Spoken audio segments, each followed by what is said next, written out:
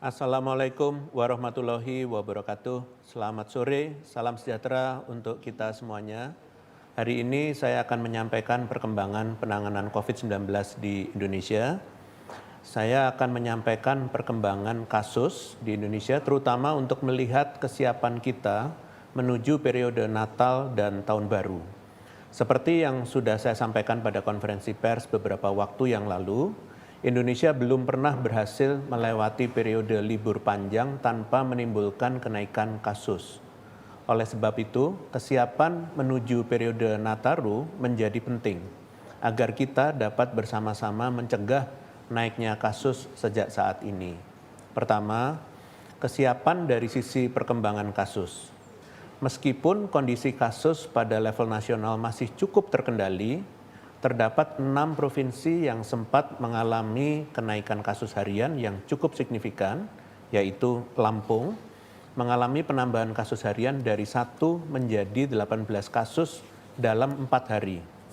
Kemudian di Bangka Belitung, terdapat perubahan kasus harian dari 8 menjadi 15 kasus dalam 2 hari. Sedangkan di DKI Jakarta, terdapat penambahan kasus harian dari 41 menjadi 70 kasus dalam 2 hari. Jawa Barat mengalami kenaikan kasus dari 29 menjadi 83 kasus dalam 3 hari. Dan di NTT terdapat penambahan kasus harian dari 3 menjadi 27 dalam 3 hari. Dan terakhir, Papua Barat mengalami penambahan kasus dari 4 menjadi 13 kasus dalam 5 hari. Sementara itu, meskipun perkembangan kasus dinilai cukup baik, angka reproduksi efektif atau RT yang menunjukkan potensi penularan dalam suatu populasi sudah mulai menunjukkan kenaikan di beberapa provinsi.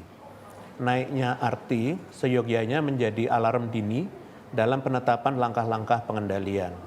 Sampai saat ini terdapat 2 pulau yang mengalami kenaikan RT, yaitu Pulau Jawa yang sebelumnya 0,95 pada tanggal 11 November 2021 naik menjadi 0,98 per tanggal 2 Desember 2021. Dan Pulau Sulawesi yang sebelumnya 0,95 pada tanggal 11 November 2021 menjadi 0,98 per tanggal 2 Desember 2021. Sayangnya, naiknya angka RT pada beberapa wilayah tidak dibarengi dengan kepatuhan akan protokol kesehatan. Padahal, disiplin protokol kesehatan merupakan aspek penting untuk mencegah terjadinya penularan. Seperti tampak pada daftar, terdapat 32 kabupaten kota yang tidak patuh memakai masker. Data menunjukkan bahwa pada kabupaten kota ini, hanya kurang dari 60% warga yang patuh memakai masker. Beberapa provinsi penyumbang adalah Jawa Tengah menyumbang 3 kabupaten kota, yaitu Kabupaten Cilacap, Kabupaten Tegal, dan Kabupaten Rembang. Sedangkan Kalimantan Selatan menyumbang 3 kabupaten kota, yaitu Kabupaten Balangan, Kabupaten Kota Baru, dan Kota Banjarbaru. Sedangkan Sulawesi Selatan menyumbang 3 kabupaten kota, yaitu Kabupaten Baru, Bulukumba, dan Toraja Utara. Sedangkan Sulawesi Tenggara menyumbang 5 kabupaten kota, yaitu Kabupaten Wakatobi, Kabupaten Buton, Kabupaten Buton Selatan, Kabupaten Konawe Selatan, dan Kota Bau-Bau. Serta Sumatera Selatan menyumbang 3 kabupaten kota, yaitu Kabupaten Empat Lawang, Kabupaten Ogan Komering Ulu Selatan, serta Kabupaten Banyuasin. Selain kepatuhan terhadap protokol kesehatan, mobilitas penduduk juga berpotensi memberikan ruang terjadinya penularan. Kabar baiknya, saat ini mobilitas pada masing-masing pulau, yaitu Bali, Jawa, Kalimantan, Maluku, Nusa Tenggara, Papua, Sulawesi, dan Sumatera, semuanya menunjukkan penurunan sejak awal November. Meskipun demikian, mobilitas pada Pulau Maluku masih di atas mobilitas pembanding pada Februari 2020. Sementara pada Pulau Nusa Tenggara baru sedikit berada di bawah pembanding tersebut. Untuk mencegah kenaikan kasus pada periode Nataru, mobilitas penduduk harus terus dikendalikan dan dilakukan dengan aman. Masyarakat dimohon untuk melakukan mobilitas hanya ketika diperlukan, dengan tetap mematuhi protokol kesehatan dan menyiapkan syarat perjalanan yang diperlukan seperti testing dan vaksinasi. Dari sisi kuratif, di tengah usaha untuk mengendalikan jumlah kasus, kesiapan fasilitas kesehatan untuk menangani pasien COVID-19 merupakan aspek yang harus terus diperhatikan. Sejauh ini, Indonesia masih tetap mempertahankan kesiapsiagaan, terlihat dari data tempat tidur untuk COVID-19 yang cenderung tetap dan belum dikonversi kembali. Meskipun secara nasional jumlah keterisian tempat tidur atau bed occupancy ratio untuk keperluan isolasi pada rumah sakit rujukan menunjukkan tren penurunan, terlihat adanya kenaikan bor isolasi di beberapa provinsi, sehingga kita harus meningkatkan kewaspadaan. Provinsi yang menunjukkan kenaikan bor antara lain adalah Nusa Tenggara Timur mengalami kenaikan dari 8,97% pada tanggal 7 menjadi 10,31% sehari setelahnya. Di Kalimantan Tengah terdapat kenaikan dari 1,51% per tanggal 5 menjadi 2,14% pada tanggal 8. Sedangkan Gorontalo mengalami kenaikan dari 0% pada tanggal 5 menjadi 1,11% per tanggal 8. Sedangkan di Papua terjadi kenaikan dari 10,65% pada tanggal 5 Desember menjadi 11,26% pada tanggal 8 Desember. Aceh menunjukkan kenaikan dari 3,62% per tanggal 3 Desember menjadi 7,61% pada tanggal 8 Desember. Dan di Jawa Tengah terjadi peningkatan dari 2,02% pada tanggal 5 Desember menjadi 2,38% per tanggal 8 Desember. Pelaporan kinerja posko tingkat desa atau kelurahan juga perlu menjadi perhatian. Pasalnya, jumlah posko yang memantau kepatuhan di daerahnya telah mengalami penurunan selama 9 minggu terakhir. Jumlah laporan pemantauan tertinggi tercatat pada tanggal 3 Oktober 2021, yaitu sejumlah 5,5 juta laporan. Namun per minggu ini hanya masuk sejumlah 3 juta laporan. Selain itu, perlu menjadi perhatian pada 17 provinsi yang sudah 2 minggu tidak melaporkan pembentukan posko. 17 provinsi tersebut adalah Bali, Banten, Gorontalo, Kalimantan Tengah, Kalimantan Timur, Kalimantan Utara, Kepulauan Riau, Maluku, Maluku Utara, NTB, NTT, Papua, Sulawesi Barat, Sulawesi Utara, Sulawesi Tengah, Sumatera Barat, dan Sumatera Selatan. Dari penjabaran data-data tersebut, mulai dari data kasus, arti, kepatuhan protokol kesehatan, kinerja posko, mobilitas penduduk, hingga BOR, kita sudah menjumpai adanya perkembangan yang kurang baik, terutama pada beberapa wilayah yang sudah disebutkan. Mencegah naiknya kasus pada periode Nataru justru penting untuk dilakukan sejak saat ini, saat perkembangan kurang baik belum terjadi dalam jumlah yang besar dan meluas. Oleh sebab itu, pemerintah daerah diminta untuk memperbaiki keadaan di daerahnya selambat-lambatnya minggu depan. Selama periode Nataru, setiap indikasi kenaikan akan diberikan atensi untuk memastikan tidak ada kenaikan kasus selama periode ini.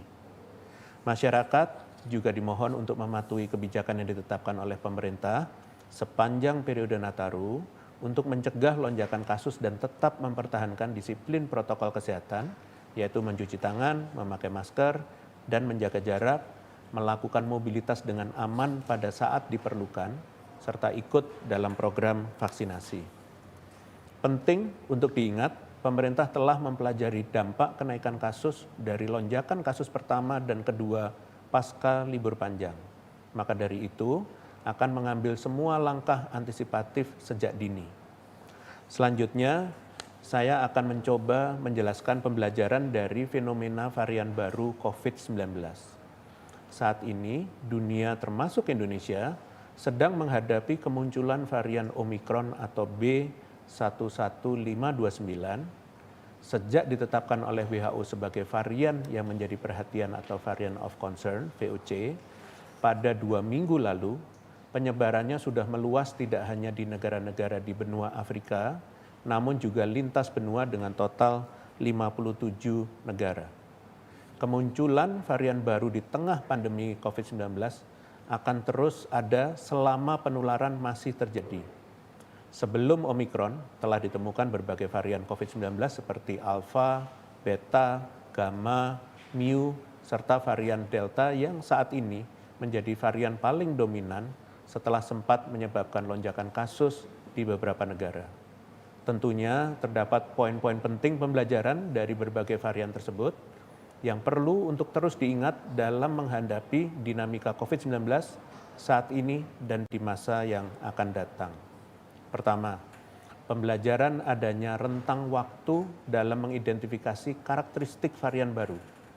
Identifikasi perubahan genetik atau mutasi pada virus merupakan hal yang mudah dan cepat untuk dilakukan di laboratorium.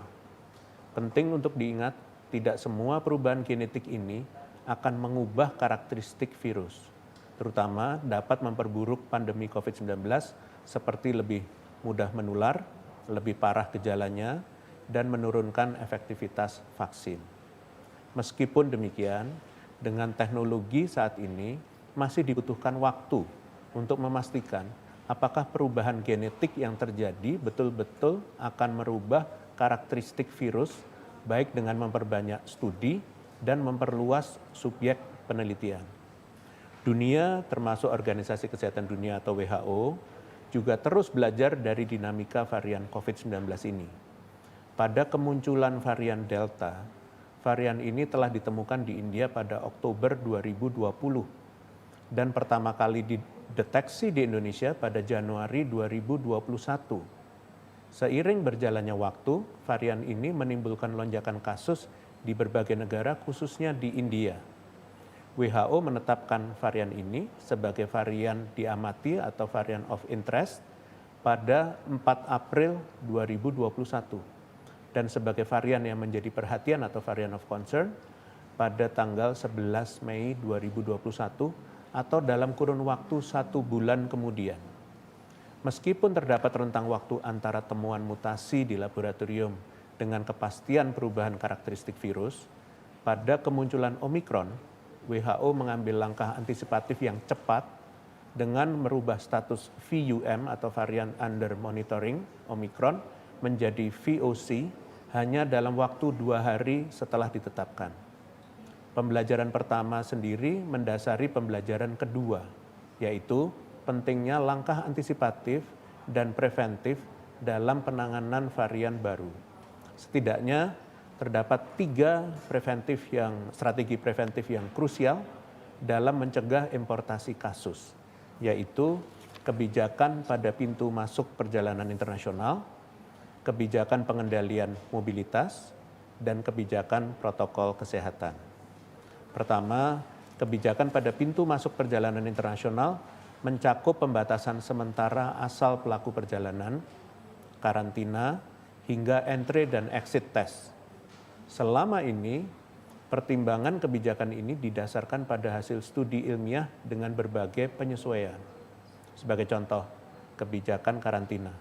Karantina bertujuan untuk mengamati seseorang selama masa inkubasi, yaitu masa sejak seseorang tertular hingga menunjukkan gejala. Hasil studi dari berbagai meta-analisis dan berbagai rekomendasi organisasi kesehatan menetapkan masa inkubasi COVID-19 adalah 14 hari. WHO menuangkan hal tersebut dalam rekomendasinya dengan catatan durasi ini perlu disesuaikan dengan kondisi masing-masing negara. Penyesuaian durasi karantina selama ini masih didasarkan pada modeling matematika untuk melihat seberapa besar peluang lolosnya orang positif apabila durasi karantinanya dipersingkat dengan ditambah dengan upaya entry dan exit test. Sebagai contoh adalah publikasi Ashcroft dan kawan-kawan tahun 2021 yang menyimpulkan karantina selama 8-10 hari dengan testing dapat mencegah lebih dari 90% transmisi lokal. Contoh lain adalah publikasi Wells tahun 2020 yang menyebutkan probabilitas lolosnya orang positif dengan karantina 8 sampai dengan 14 hari dilengkapi testing adalah sebesar 0,0025 atau sangat kecil. Kedepannya, Indonesia perlu untuk mencatat dan menganalisis data-data individual real di lapangan secara mendetail agar dapat digunakan sebagai landasan kebijakan yang diharapkan lebih optimal mencegah importasi kasus sesuai dengan temuan nyata di lapangan. Kedua dan ketiga, pengendalian mobilitas dan kebijakan protokol kesehatan. Kedua hal ini apabila tidak dikendalikan dengan baik, merupakan kondisi yang mendukung virus untuk terus menular dalam masyarakat dan dapat semakin memperluas keberadaan varian. Terlebih pula, kondisi semacam ini juga dapat menimbulkan lonjakan kasus, seperti pembelajaran lonjakan kasus kedua di Indonesia pada saat varian Delta sudah bersirkulasi. Dan pembelajaran terakhir, penting pendekatan global dalam menangani pandemi COVID-19. Meskipun pandemi terjadi di seluruh dunia, nyatanya hingga saat ini belum semua negara memiliki akses yang sama terhadap vaksin, obat, dan alat kesehatan. Sebagai contoh adalah kesetaraan akses vaksin. Berbagai literatur termasuk publikasi Nielsen dan kawan-kawan pada Matrix di awal Juli 2021 menyatakan bahwa terdapat variasi varian COVID-19 yang lebih banyak pada kelompok-kelompok yang belum divaksin. Sehingga disimpulkan, vaksin dapat mencegah terbentuknya varian baru. Sementara itu, tidak semua negara memiliki akses yang setara terhadap vaksin, meskipun varian baru yang muncul dapat berdampak luas tanpa memandang batas negara. Selanjutnya, Indonesia sendiri saat ini sedang berada dalam kondisi kasus yang terkendali, meskipun beberapa wilayah telah menunjukkan perkembangan kasus yang tidak cukup baik. Kondisi yang terkendali dapat menjadi bumerang apabila kita lengah dan abai terhadap pembelajaran dari dinamika COVID-19 yang telah kita cermati bersama. Mengingat upaya kuratif sangat mahal dan berisiko menimbulkan fatalitas, Indonesia dan dunia harus konsisten mengedepankan upaya-upaya preventif dalam pengendalian pandemi, khususnya kedisiplinan protokol kesehatan, pengendalian mobilitas, serta kesetaraan akses vaksin. Munculnya Omikron seyogyanya menjadi pengingat bahwa pandemi merupakan tantangan global yang tidak akan selesai apabila hanya beberapa negara saja yang berhasil mengendalikan kasus. Sebagai penutup, saya akan melakukan penjelasan perkembangan penanganan COVID-19 lainnya, yaitu pemerintah telah mengeluarkan instruksi Menteri Dalam Negeri nomor 65 tahun 2021 dan berdasarkan Inmendagri ini penerapan PPKM di luar Pulau Jawa dan Bali kembali dilanjutkan terhitung mulai tanggal 7 hingga tanggal 23 Desember 2021. Secara khusus, tidak ada perubahan pengaturan leveling dalam Inmendagri ini. Walau demikian, pemerintah memberikan tambahan aturan terkait dengan pelaksanaan Developmental Basketball League atau DBL, yaitu uji coba pertandingan dengan kapasitas penonton maksimal 25% yang ditentukan oleh Persatuan Bola Basket seluruh Indonesia dan penyelenggara serta wajib mengikuti aturan protokol kesehatan dari Kementerian Kesehatan. Terakhir, saya ingatkan kepada masyarakat untuk senantiasa berhati-hati dalam beraktivitas, mengingat adanya risiko bencana alam di akhir tahun 2021. Untuk itu, saya minta demi keselamatan masyarakat luas, agar setiap dari kita memantau situasi terkini terkait potensi bencana dari beberapa website yang dimiliki oleh pemerintah untuk melihat dashboard kebencanaan. Di antaranya adalah bnpb.go.id, kemudian bmkg.go.id, dan esdm.go.id. Dengan kita mengetahui update situasi terkini, maka kita bisa meminimalisir dampak negatif dari bencana semaksimal mungkin. Selanjutnya akan ada tambahan penjelasan terkait peraturan transportasi yang berlaku selama periode Natal 2021 dan Tahun Baru 2022 oleh Staf Khusus Menteri Perhubungan, Ibu Adita Irawati. Untuk itu, silakan dijelaskan Ibu Adita. Terima kasih Profesor Wiku. Baik rekan-rekan media, Assalamualaikum warahmatullahi wabarakatuh. Selamat sore, salam sejahtera untuk kita semuanya.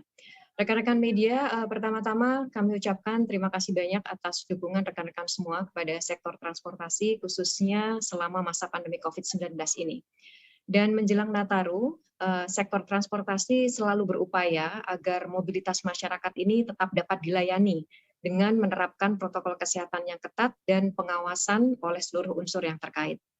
Seperti yang telah disampaikan oleh Profesor Wiku tadi, menjelang Natal dan Tahun Baru selalu ada kecenderungan kenaikan mobilitas masyarakat untuk berbagai kepentingan.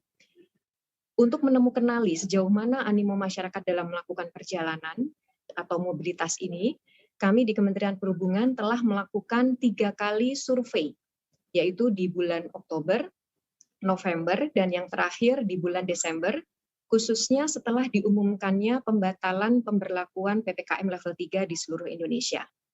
Survei yang dilaksanakan oleh Balitbang Kemenhub ini diikuti oleh 49.000 responden secara nasional dan dilakukan secara online. Adapun wilayah yang paling banyak diikuti oleh responden adalah wilayah Jawa dan Bali. Hasil dari survei ini memperlihatkan bahwa dengan dibatalkannya PPKM level 3 di seluruh Indonesia, masih terdapat potensi pergerakan sebesar 7,1% atau sekitar 11 juta orang yang akan melakukan mobilitas atau melakukan perjalanan. Khusus untuk Jabodetabek, potensinya sebesar 7% atau sekitar 2,3 juta orang.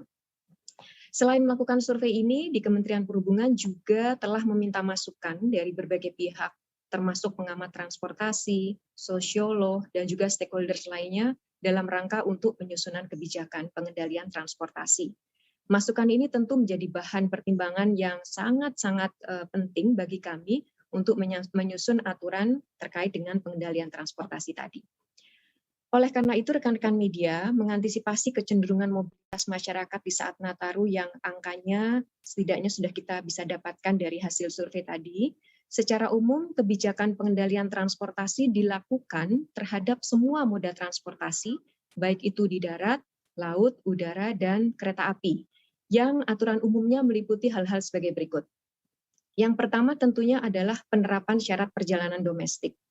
Kementerian Perhubungan memberlakukan kepada semua pelaku perjalanan untuk memenuhi persyaratan yang telah ditetapkan oleh Satgas COVID-19. Ya, antara lain adanya kartu vaksin, hasil negatif PCR atau antigen, dan penggunaan aplikasi Peduli Lindungi. Ini semua nanti akan dituangkan dalam sebuah surat edaran yang akan diterbitkan dalam waktu dekat. Kemudian yang kedua, akan dilakukan juga penerapan pembatasan kapasitas yang bervariasi di masing-masing moda transportasi. Tentunya dengan adanya PPKM yang akan merujuk kepada ketentuan yang ditetapkan oleh WHO, tentu nanti setiap daerah juga akan bervariasi tergantung dari level PPKM-nya, dan ini nanti akan merujuk kepada apa yang ditetapkan di dalam Inmendagri maupun dalam surat edaran Satgas. Kemudian yang ketiga, Kementerian Perhubungan juga memastikan kesiapan operasional angkutan umum selama masa Natal dan Tahun Baru ini dengan melakukan pengecekan kesiapan dan kelaik operasionalan armada di setiap moda melalui ramcek kepada armada yang akan dioperasikan dan melakukan pengaturan kapasitas dari masing-masing moda. Kemudian yang terakhir adalah kami juga melakukan peningkatan pengawasan terhadap penerapan protokol kesehatan dan ketentuan-ketentuan terkait pengendalian transportasi.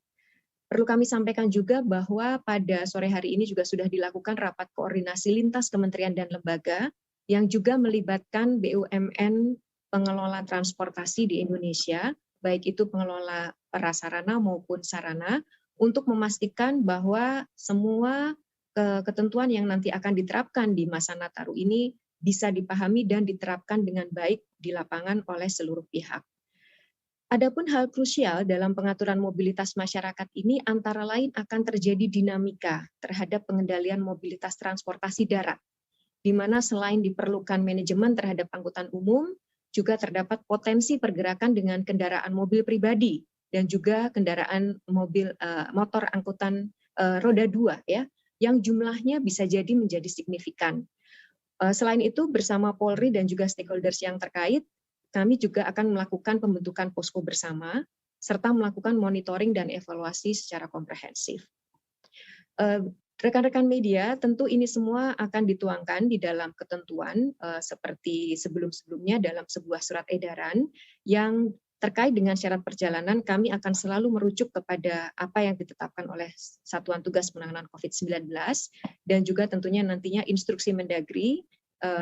Apabila nanti ada perubahan, tentu kami akan menyesuaikan, dan nantinya surat edaran ini akan kami sampaikan dan kami umumkan secara menyeluruh kepada seluruh masyarakat dalam waktu dekat, ya. Dan saat ini kami masih terus berdiskusi bersama pihak Korlantas Polri untuk memastikan bagaimana nanti pengaturan dari lalu lintas khususnya untuk transportasi darat, terkait juga tentunya nanti bagaimana pengaturan di jalan tol, di jalan-jalan arteri, dan juga di jalur-jalur darat lainnya. Demikian hal-hal umum yang terkait dengan pengendalian transportasi yang dapat kami sampaikan pada sore hari ini. Sekali lagi, agar tetap diingat bahwa pandemik ini masih bersama kita. Natal dan Tahun Baru ada kecenderungan terjadi peningkatan mobilitas, dan tentunya bagaimana pandemik ini dapat kita kendalikan adalah hasil kerjasama kita semuanya.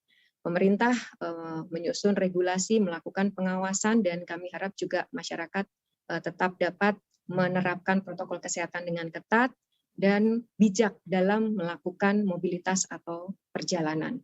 Demikian dapat kami sampaikan. Saya kembalikan kepada Profesor Wiku. Terima kasih. Assalamualaikum warahmatullahi wabarakatuh. Baik, terima kasih Ibu Adita. Rekan-rekan media, selanjutnya dalam waktu dekat, pemerintah akan menetapkan kebijakan wajib vaksin dosis penuh untuk pelaku perjalanan antar kabupaten atau kota di wilayah aglomerasi selama periode Natal dan Tahun Baru, di luar wilayah aglomerasi selama periode Natal dan Tahun Baru. Bagi daerah di luar Jawa Bali yang cakupan vaksinasinya masih di bawah rata-rata nasional, pemerintah pusat memberikan diskresi kepada pemerintah daerah untuk dapat menyesuaikan peraturan sesuai dengan kondisi di daerahnya masing-masing. Untuk itu, seluruh masyarakat yang belum divaksin secara penuh dapat segera mengunjungi pos pelayanan vaksinasi terdekat, termasuk di beberapa bandara dan pelabuhan.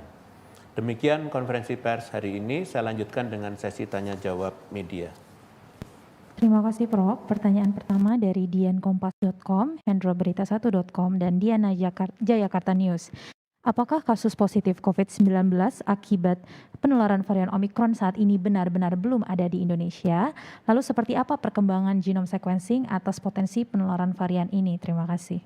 Terima kasih pada kompas.com, berita1.com, Jayakarta News. Saat ini pemerintah terus memonitor distribusi varian COVID-19 melalui sequencing spesimen pelaku perjalanan di tiap pintu masuk yang tersebar di Indonesia, dan sampai sekarang belum ditemukan kasus bervarian Omikron. Kita berharap antisipasi yang kita lakukan secara dini kemarin dapat membendung importasi varian ini. Pemerintah berkomitmen akan mengoptimalisasi kapasitas testing, khususnya alat testing yang memiliki sensitivitas yang tinggi, termasuk untuk mendeteksi berbagai varian COVID-19. Saat ini laboratorium di seluruh Indonesia telah mampu mendeteksi karakteristik genetik kepada sekitar 500 sampai dengan 600 sampel per hari untuk mendukung upaya peningkatan jumlah sequencing, khususnya spesimen pelaku perjalanan dari negara-negara yang terdeteksi mengalami transmisi komunitas akibat varian Omikron. Selain itu, untuk mendukung kebijakan perpanjangan durasi karantina, pemerintah menjamin ketersediaan fasilitas karantina baik Wisma Atlet atau Pasar Rumput dengan kapasitas kamar mencapai 3.700 kamar serta 72 hotel yang tersebar secara nasional. Terima kasih Prof. Pertanyaan selanjutnya dari fitriliputan6.com dan Diana Jayakarta News. Terkait pembatalan PPKM level 3 di semua wilayah saat Nataru yang berganti menjadi pengetatan aktivitas masa Nataru, apakah dapat menjamin kasus COVID-19 terkendali aman, mengingat kita masih waspada dengan varian Omikron dan sedang bersiap menyambut rangkaian kegiatan presidensi G20 tahun depan? Terima kasih.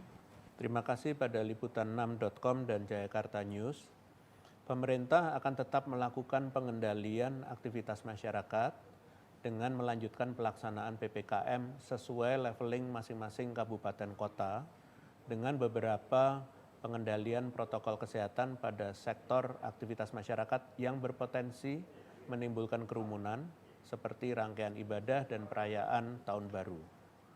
Hal ini ditetapkan dengan harapan penanganan COVID-19 yang diterapkan dapat efektif sesuai kondisi real di lapangan. Terima kasih.